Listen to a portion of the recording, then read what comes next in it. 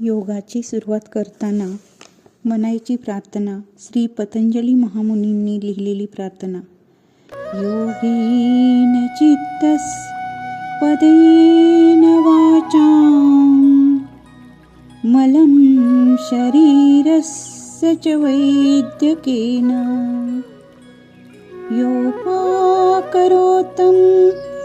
प्रवरं मुनीनां पतंजलिं प्राञ्जलिरानतोऽस्मि. गुरुर्ब्रह्मा गुरुर्विष्णु गुरुर्देवो महेश्वरा गुरु साक्षात् परब्रह्म तस्मै श्री गुरवे नमः.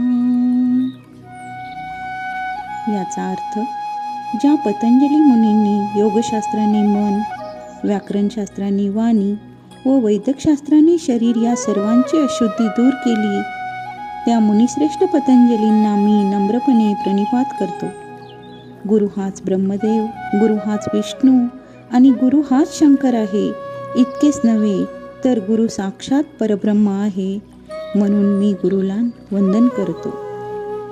हरि ओम.